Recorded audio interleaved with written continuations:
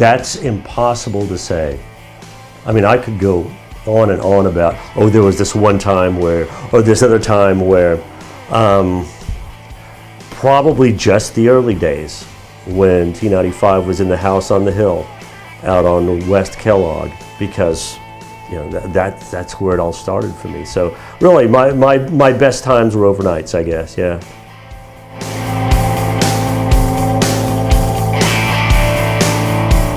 That one I'm going to, it was the Beer Executioner probably, and I'm going to get Tom in later on, and we'll get into details about that one. But I was the go-to bar guy because I'd worked in clubs, so I would always do all the remotes, and there was a club at the rock and roll corner of Harry and George Washington. That's what they called it.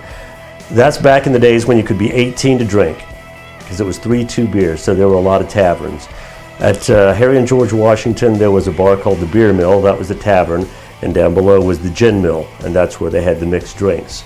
And on the air, on the commercials, they called it the rock and roll corner of Harry and George Washington. But we had a lot of crazy promotions there, whether it was in between band breaks and people were telling jokes, or, no, wait a minute, there's the Pogo's Bikini Contest. That's probably the craziest promotions ever, yeah.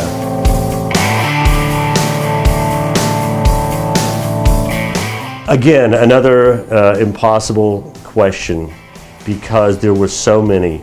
I mean, all the big bands of the day would come through Wichita.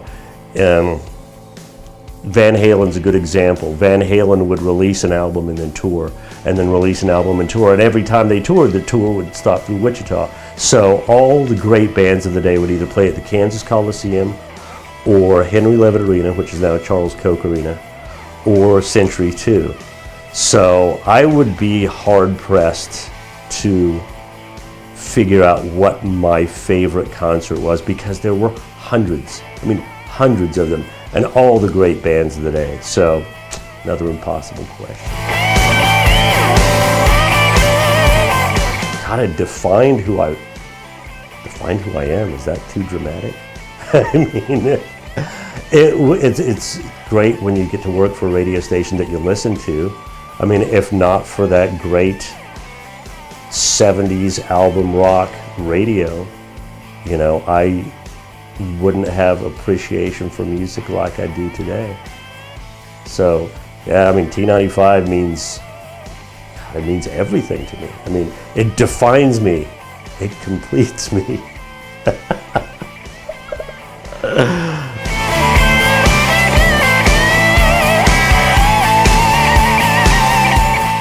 Who would have believed it? Back in the day, T95 would be 40 years old. Proud of you, proud of everybody that's made their way through the doors. Happy 40th birthday, T95.